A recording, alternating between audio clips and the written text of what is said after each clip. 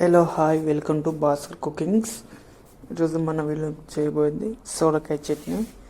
సొరకాయతో చట్నీ ఎలా చేయాలో తెలుసుకుందాం. ముందుగా మనం ఫస్ట్ సొరకాయని చిన్న చిన్న ముక్కలు కట్ చేసి బౌల్లో వేసుకుందాం.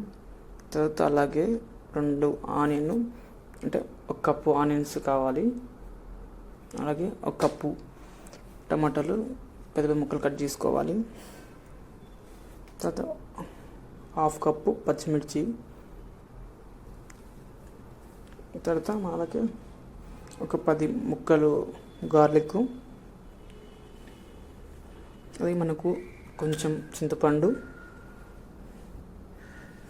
ఇవి మన సొరకాయ చట్నీ కావాల్సిన పదార్థాలు.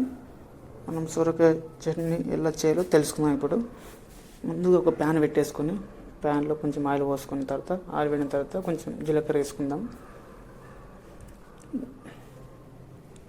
జీలకర్ర ఫ్రై అవుతుంటుంది కదా, ఆ టైంలో మనం గార్లిక్ ముక్కలు ఉన్నాయి కదా, గార్లిక్ ముక్కలు వేసుకుందాం.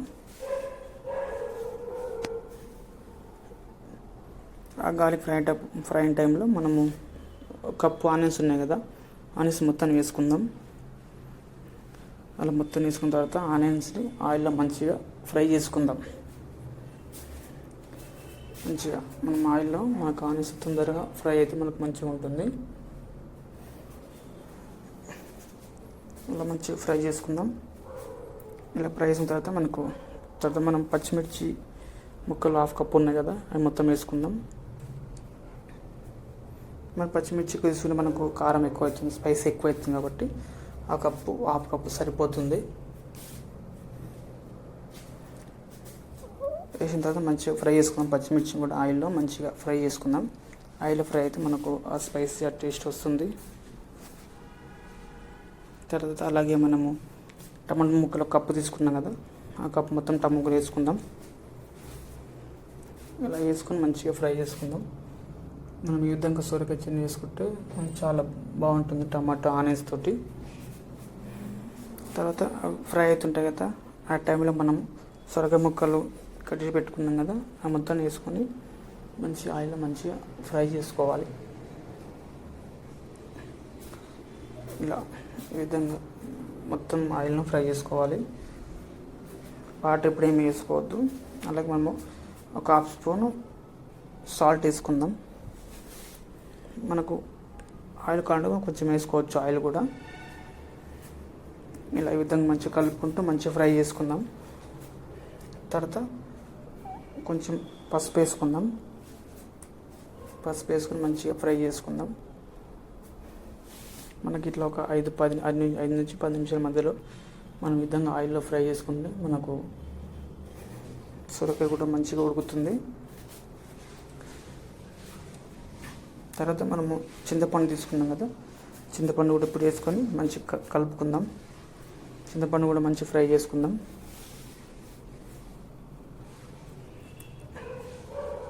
అలా ఈ విధంగా మంచిగా కలుపుకుంటూ మంచిగా ఫ్రై చేసుకుందాం.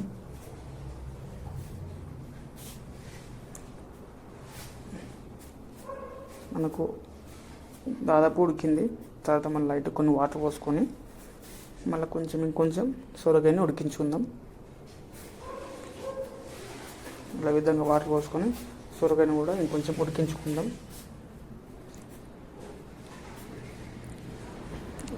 సొరకాయ మంచిగా ఫ్రై చేసుకున్న తర్వాత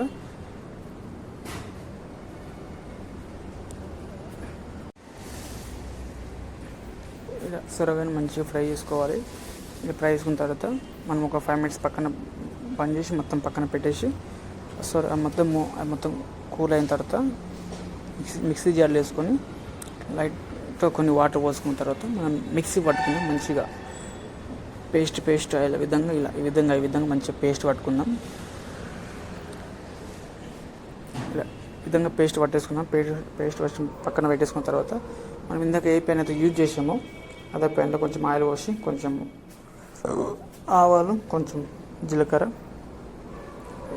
వేసి 2 ఫ్రై అయిన తర్వాత కొంచెం కరివేపాకు, ఎండుమిర్చి వేసుకొని మంచిగా ఫ్రై చేసుకోవాలి. ఇది చట్నీలకు తాలింపు అన్నట్టు. ఇది ఇలా మొత్తం ఫ్రై అయిన తర్వాత మనం చట్నీ ఏదైతే మిక్స్ పట్టుకున్నామో ఆ చట్నీ ఈ తాలింపులో వేసేసుకోవాలి. వేసుకొని ఒక 2 మినిట్స్ మంచిగా ఫ్రై చేసుకోవాలి. ఇలా ఫ్రై చేసుకోవాలి. మనం ఈ చట్నీ విధంగా చేసుకుంటే మనకి ఎంతో బాగుంటుంది, ఎంతో రుచిగా ఉంటుంది. సొరకాయతోటి ఈ విధంగా ట్రై చేయండి, చాలా బాగుంటుంది. ఇంతనండి మన ఈ వీడియోలో మనం ఈ విధంగా చట్నీ వేసుకున్న తర్వాత బౌల్ వేసుకోవచ్చు. వేసుకున్న తర్వాత మన ఈ చట్నీని చపాతీలో కానీ రైస్లో కానీ తింటే మనకి ఎంతో టేస్ట్ ఉంటుంది. ఇంతనండి మన వీడియో. ఈ వీడియో నచ్చితే మన ఛానల్ లైక్ చేయండి, షేర్ చేయండి, సబ్స్క్రైబ్ చేయండి. నెక్స్ట్ వీడియో కావాలో కామెంట్లో చెప్పండి.